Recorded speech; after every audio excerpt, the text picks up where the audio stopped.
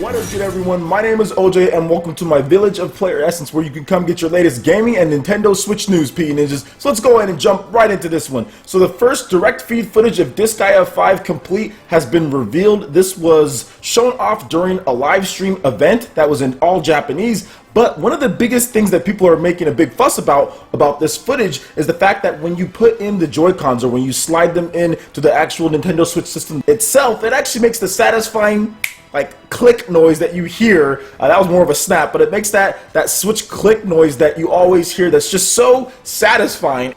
本体にガシャスイッチ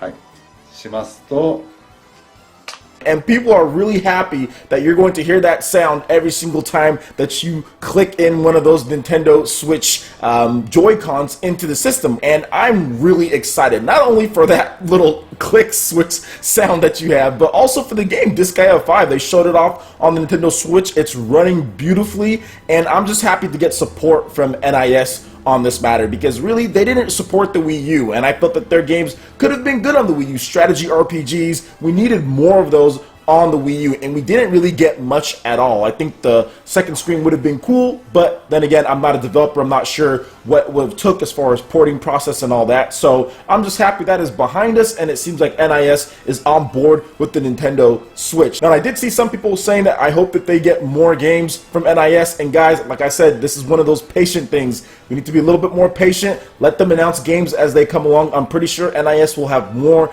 games, and I know that the president did say, yeah, we're looking into bringing more games. Disgaea 5 is just the first. We want to get that game out, and then we'll talk about more later on. That's coming out this May, so that's really cool, and I'm really looking forward to this game because I love me some strategy RPGs. It's cool though because the Japanese gamers actually get a little bit better launch lineup than we do. They're getting Dragon Quest Heroes 1 and 2 on launch day, in addition to Disgaea 5 on launch day, whereas we're not getting those two games. We have to wait till May for Disgaea 5, and we don't have a launch date yet for Dragon Quest Heroes 1 and 2 on the Nintendo Switch. So I think Japan can have a pretty good opening. They are getting a couple more big name games than we are earlier, so pretty cool stuff there, and I'm looking forward to seeing more of this game in addition to playing it myself. Alright, and now we've got some file sizes for numerous Switch games. So Nintendo has updated its Japanese website with the file sizes for a number of upcoming Nintendo Switch games. Dragon Quest Heroes 1 and 2 is the biggest of the lot at 32 gigabytes, which pretty much confirms that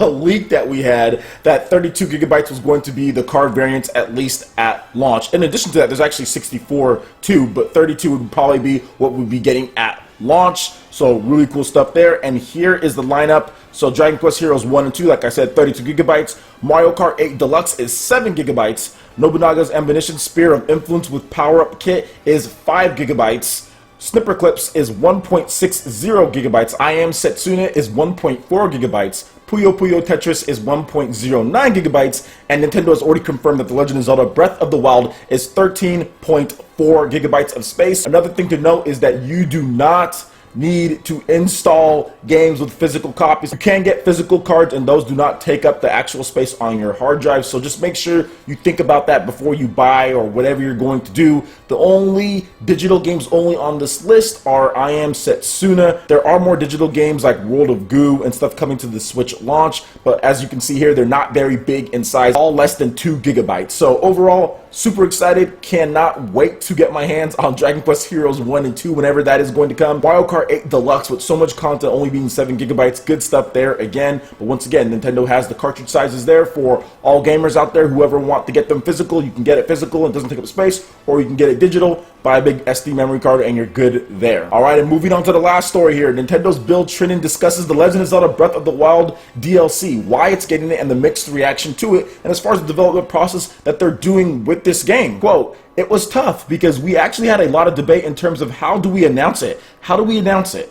I think one of the things that's unique about the way Nintendo develops games is when we are working on a game, and certainly just knowing the history of Nintendo games, you guys know that it's essentially we use every last minute to make the game as good as we possibly can. And really what that means is that the dev team was working on the main game, finished the main game, and as they started to get the very end and wrap it up, really they said, you know, we've made this massive world of Hyrule. We've spent a long time building it. It would be a waste to just make one game and have that be it. We want people to be able to enjoy exploring this world, so they started thinking about, well, if we were going to do DLC, what would we do and how would we do it? And you can see that in fact that it's not. The DLC is not launching the day after the game or the week after. It's coming out several months later in the form of the first pack, and then several months after that in the form of the second pack. And that's because the content is in development. And so I think from my perspective, obviously if we were able to share more details, that would have been easier. But I think if you look at an example of something like Mario Kart type of DLC approach, really what the goal is let's give people the option to purchase it when they're at the store buying the game, and give them something to look forward to, and kind of let them know there's more to come in this world. And if you're a Zelda fan buying Nintendo Switch at launch, and really you're buying it for Zelda, I mean, how happy are you to know that, hey, I'm going to be able to play more Zelda in this world again later this year. Legend of Zelda Breath of the Wild expansion pack is pretty much on sale at this point. You can pre-order it on Amazon for $20, and it'll be available both on the Nintendo Switch and the Wii U. So I've already talked about this before, definitely not going to spend a ton of time discussing all of this stuff, but once again, I 100% agree. I do think that this Zelda DLC is going to be amazing. The biggest thing that we got like mad at with DLC is like people are like, okay, well it can't be day one DLC as far as the main content goes. Like you can't be charging day one because that means it's on disc, you're using an unlock key. Well, this is not that. It's coming out several months afterwards. All they're doing is giving people a bonus if you get it early. That's all they're doing. So you look at it that way, I don't see why people are mad in that terms, because it's really not true day one DLC. All this stuff isn't going to be available there right then and there day one. They're working on it.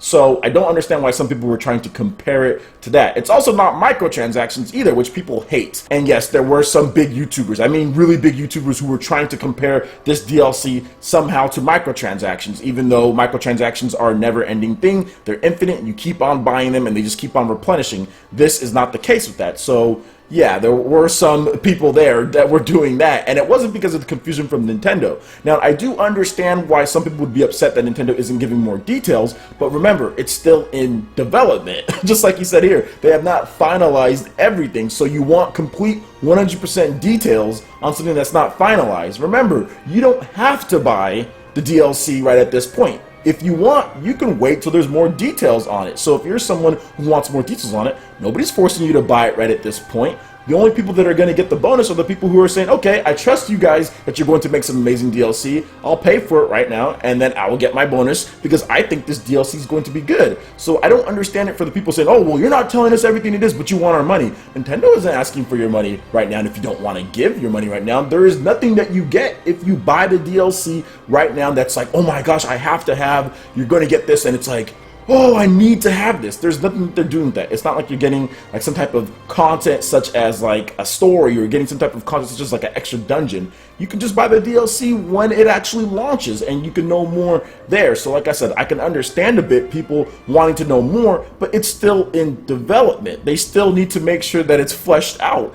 They probably don't have everything put together at this point. So how can you sit here and give 100% full details when the last pack isn't launching till the fall? So they still have several months of development to actually put into this. I can see a little bit of both sides. I can see the consumer side, but as a consumer, your money can stay firmly in your wallet. Personally, for me, I look at what Nintendo's done with DLC in the past. I look at Hyrule Warriors, I look at Mario Kart, I look at all the DLC that they've done outside of probably like Fire Emblem. That DLC is kind of like eh. But I look at a lot of the other DLC that they've done, especially when it comes to their consoles, and they've done a very good job. Mario Kart is one of them. Mario Kart actually gave you kind of the same thing. If you pre-ordered the passes well before the actual DLC packs, you know, 1 and 2 actually were all launched, you'll get those skins, those extra skins that you could have on there. So I think it's something similar to that.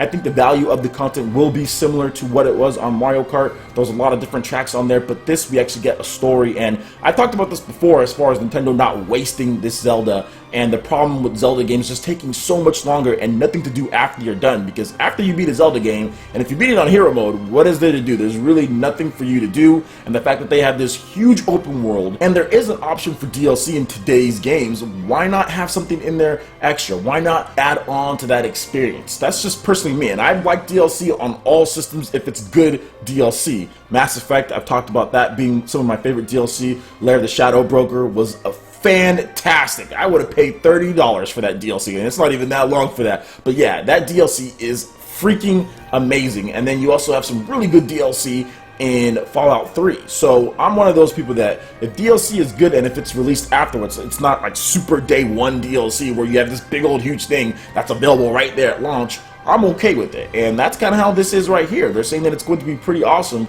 as far as this big expansive world, and they're going to have these DLC for later in the year. So one thing you can also even do is wait till the very end of the year, then just buy it then. So yeah, those are my thoughts on the matter. It was good to see Bill Trinen come out and talk about it himself, but I'm excited. I'm looking forward to this DLC, just like I'm really looking forward to, like, if Nier Automata had DLC, like that would be really cool, because I'm looking forward to that game.